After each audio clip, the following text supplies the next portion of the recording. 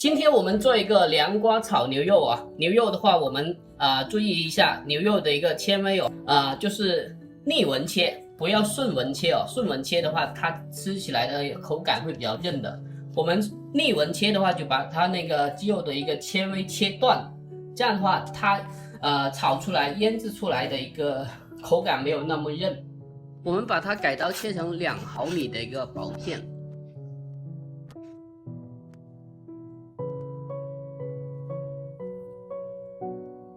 下面我们开始腌制一下，加一点点的盐就好了啊，一点点。再来点白糖，来少许的鸡精哦，鸡精不爱吃的话那就不放。来点蚝油，生抽一点，胡椒粉一点点，一点点的料酒，给它喝上一点水，这样的话它吸透水会更滑嫩一点。然后把味料给它抓均匀，抓匀后再来一点的干生粉，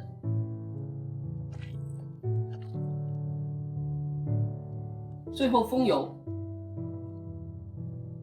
腌制15分钟。下面我们把苦瓜改刀一下，把瓜囊去掉，然后斜刀把它切成薄薄的厚片。然后再准备一点姜，还有葱，还有黑豆豉，所有的东西都准备好了之后，我们准备一个碗芡，一点点的盐啊，再给一点鸡精，来点白糖，再给一点的蚝油、胡椒粉，半勺的淀粉，给它来点清水。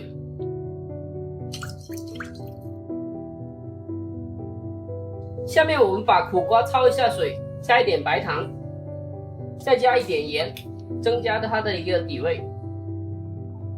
再来点油哦，水开后下苦瓜哦，不用焯太久啊，焯1分钟就好了。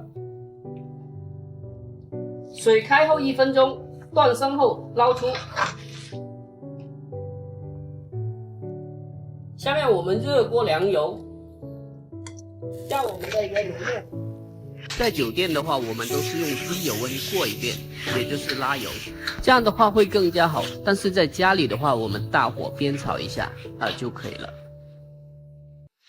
炒到8成熟，下我们的一个姜葱豆豉，